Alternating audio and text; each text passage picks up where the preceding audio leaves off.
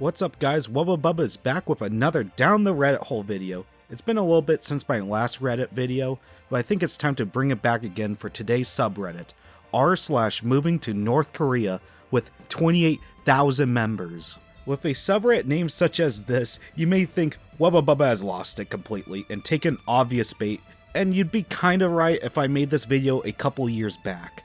According to my brief research, the original intent of this subreddit was just to mess around, and now it's completely taken over by a lot of unironic communist sympathizers of North Korea.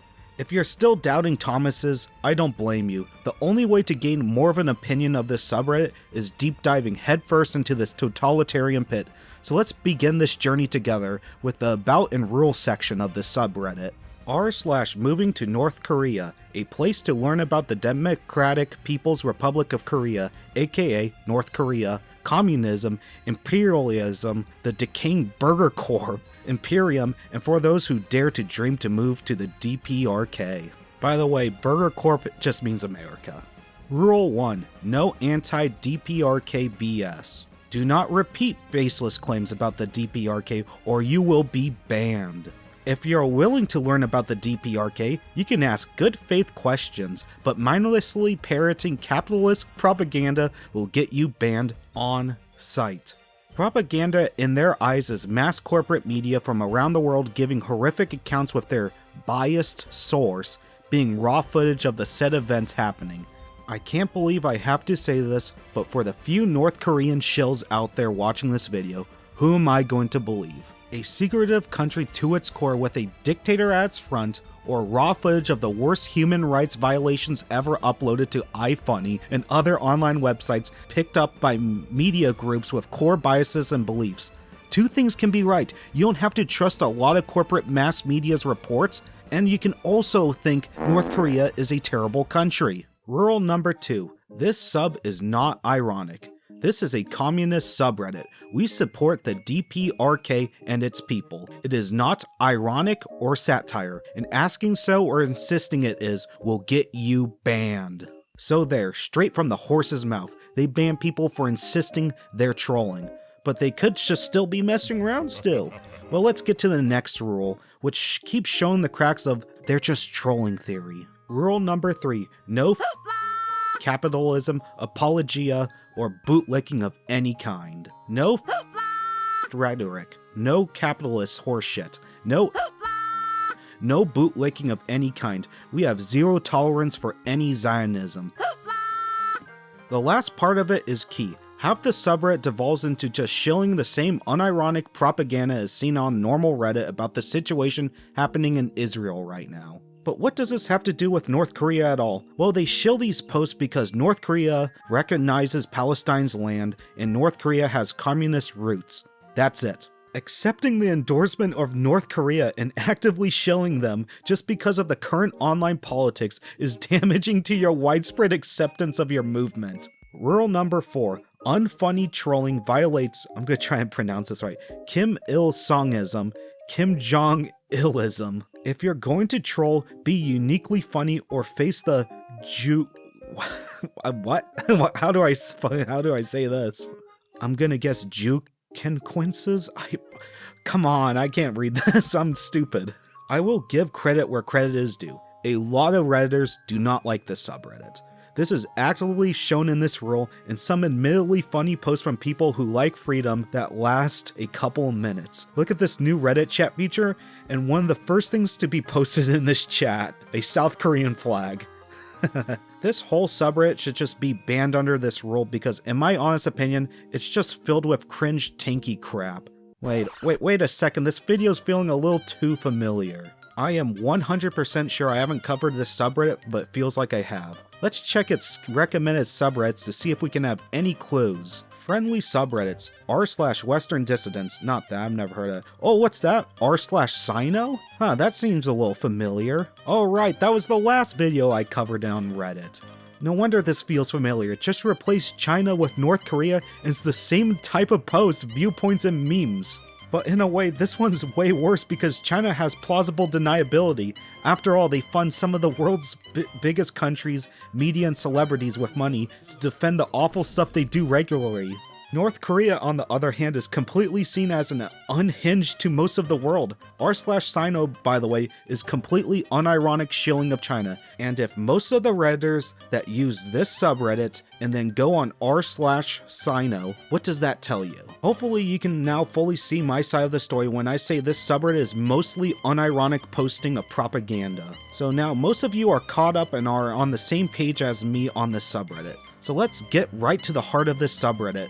The posts themselves. The quote-unquote dictator when there are flooding versus the president of the free world when there are flooding. My feelings toward the Biden administration's reaction to the hurricanes this year are very mixed. This doesn't take away from the blatant propaganda in this post. If you just do a quick search on the internet, you can see the below image is from July 8th, 2023, a full year before Hurricane Helene hit the United States. This whole subreddit is just pure propaganda like this. To show you yet again this sub is unironically loyal to North Korea, they downvoted a guy who came to the same conclusion I did. Can't. This is Korea at night.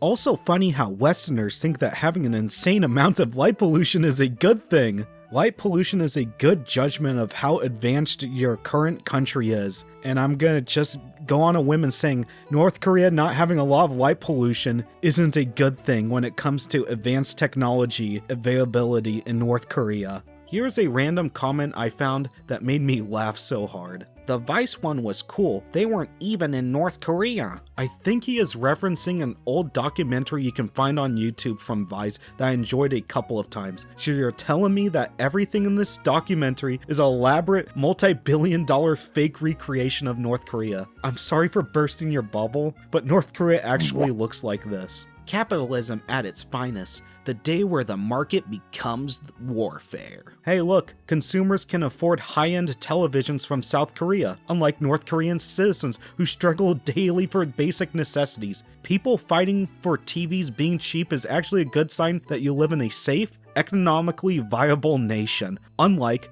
North Korea. Also, consumers just buy everything online now, making trampling kids on Black Friday obsolete. Thank you, capitalism. There are no homeless people or slums in North Korea. Oh boy. North Korea under socialism.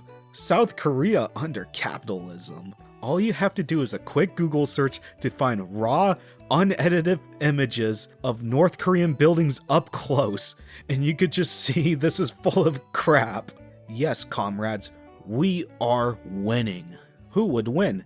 The most extensive and well-funded propaganda apparatus ever created, or unlimited shitposting, lol. The end goal of North Korea is reunification, and just by looking at all the problems in the Hermit Kingdom, they are very far away from attaining that goal by themselves. Making memes of Kim Jong-un for updudes isn't going to reunify Korea. Found this gem of a video posted on here. A young kid debunking North Korea internet access quote-unquote conspiracies. I'll give you guys my key takes as we go through most of this awful video. This person left a comment under my video about K-pop in North Korea and said, nice post defending the glorious empire of NK. I'm not sure how the DPRK is an empire considering they're not expanding or drowning other countries with sanctions the same way the US does to them, and they're supporting the Palestinian struggle against imperialism, but whatever. Oh boy, he talks about American imperialism and wanting Palestine to be free, yet defending North Korea that in 1950 invaded South Korea, trying to destroy a two-state solution through maybe what some of us can call imperialistic ideals. Korea does in fact have internet services, although it's vastly different from Western internet. Vastly different from Western internet. Western internet is the normal internet, so you mean they don't use the normal internet. That just proves people's point. In the 90s, Kim Jong-il took a visit to Europe and he was deeply impressed by their telecommunications technology and infrastructure. As a result, the DPRK set up many telecommunications research institutes and created cooperation agreements with European countries, allowing their software engineers to go train over there. And in 1990, they already had local area networks set up, and by 97, they had wide area networks. And this allowed the North Koreans to start creating their own websites, some of which are still accessible today. Here's one that's still around from Bank. It's even got its own QR code, and if you scan it, Kim Jong-un will show up at your doorstep. Wow, government-owned businesses and media have websites. Can these allow North Koreans citizens to talk to the outside world? No? Then they don't have real access to the internet at all. Of course, the internet that North Koreans have access to is not the same internet that you and I are using right now. They have two service providers, one of them being Koreolink, which was founded in 2008. And in 2015, they created a competitor to Koreolink known as Biol, both of which can be controlled and monitored by the government and the Workers' Party of Korea. Which of course sounds totalitarian, but when you're being targeted by US imperialism, monitoring the internet becomes almost a political necessity. Just look at the way that the US used the internet to help create the wars in Libya and Syria. If China and the DPRK don't monitor their internet services, the US will use them to foment extremism and try to destabilize the countries. He just admitted that the internet is completely controlled by the government, but that's a good thing because America does it too. Like I said before, two things can be true. America meddled with social media during the lockdowns and other events to quash down misinformation, which some of it turned out to be true. I don't like that. You know what I also don't like? Any country restricting access to almost all information out of fear of the citizens thinking the wrong way. This is giving me flashbacks to my old r/Sino video, so let's let old Wubba Bubba close out my argument on this part of the video. And if your ideas can't succeed without heavy censorship because you think your people are so stupid, it's not the people, it's your ideas that are stupid. Also, the DPRK wants to expand internet access to everybody in their country. The main barrier to doing this is telecommunications infrastructure. And the main barrier to developing this infrastructure is US sanctions. The sanction regime that the US uses to strangle the DPRK is the most stringent anywhere on Earth besides the one that the US keeps on Cuba. In 2009, Obama literally signed an executive order banning US companies from exporting technology to North Korea. There's the free market at work. And then Trump expanded upon that, signing an executive order that says the US will sanction any company that tries to trade tech with the DPRK. So even if you're not a US-based company, the US will sanction you for trying to trade with the DPRK. Again, you gotta love the free market. Yes, the government will sanction you for making money off of a dictatorship. The only wealth that trickles down to the people in North Korea is food rations. That's enough of this horseradish. Let's move on to another weirdly deja vu moment. North Korea bike infrastructure. North Korea has better bike lanes than any city in North America. This is giving me a lot of nostalgia over my first Reddit video. Let's play a clip of what I'm thinking about. North Korea has better bike infrastructure than my city. Do I really have to even comment on this? By the way, this isn't the only post about comparing United States to North Korea. There's a lot of these posts like, but my North Korea has this. Fuck 'em. Nostalgia aside, my first thoughts were the same as another commenter down below. It's car free because no one can afford a car. Damn man, you must some kind of genius. He dropped the biggest truth bomb that the post got locked down. The myth of consensual travel. I consent. I consent. I don't.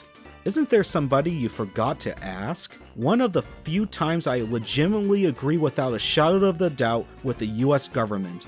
You have an extremely high chance of traveling to North Korea and never coming back ever again.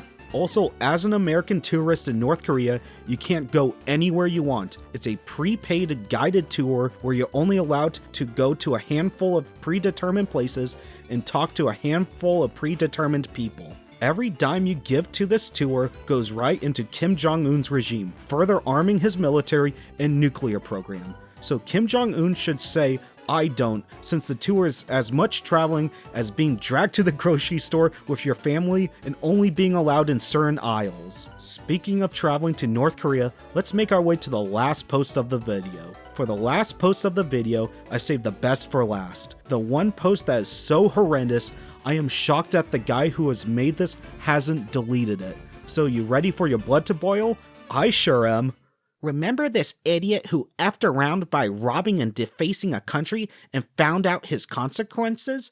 F around and find out. For the couple of you who don't know why my and others viewers' blood is boiling, I will give you a brief history lesson. Otto Warmbier on December 29, 2015 visited North Korea on a guided tour. On his day of departure, January 2, 2016, he stole a poster from his hotel room before making his way to the Pyongyang airport. At the airport, he was detained and jailed, awaiting charges of subversion. He was then convicted and gave a forced confession saying the United States basically forced him to steal the poster, and he was sentenced to 15 years of hard labor. On June 13, 2017, he was released from North Korea to America. The only problem is that he was in an unresponsive vegetative state and later died on June 19, 2017 at the age of 22. So to say F around and find out over stealing a propaganda poster in your hotel room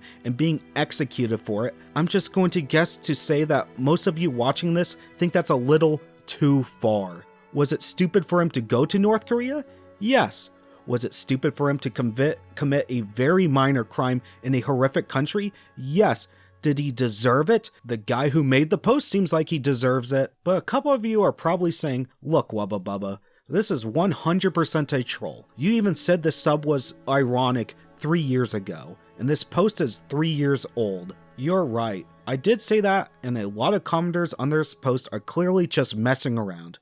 But there's only one little thing that caught my eye. When I mean little, I mean big actually. You're not going to believe this, but the guy is actually a current moderator. And to my limited research, since I don't know how to navigate this awful website, maybe the original creator of this subreddit. He is at least a key mod as he hired more communist sympathetic mods. I have my opinions, you have your opinions. Do you think I'm looking a little too close into this? I'll let you guys decide in the comments below. Anyway, I think it's time to give my closing thoughts about this subreddit and the people who use it. This awful subreddit is very similar to r/Sino, but worse in so many ways. You take everything from that CCP propaganda cesspool of a subreddit and you double its lunacy. When it comes down to who uses this sub, I think it's divided into 3 groups. The first, and in my opinion, the smallest group, are the honest-to-God trolls who just love to mess around on either side of the spectrum. Spamming commie gobbledygook or South Korean flags, it doesn't matter as long as they get a laugh. The second group of people who use this subreddit are normal tankies or socialists of Reddit. They don't necessarily like North Korea privately, but will use this subreddit as an attention seeker to their causes and make whataboutism posts to own those freedom-loving chuds of America who are concerned about North Korean residents. The third, and in my opinion the largest group, are the real online supporters of North Korea. They think any communist country or country with communist roots is an ally to their ideas and will defend North Korea to the very end, no matter how evil their everyday actions are. I think that is all I can really say about this subreddit without repeating myself, so it's about time to end this video. Thank you for watching this video, and to the people watching at the time of this upload, Merry Christmas.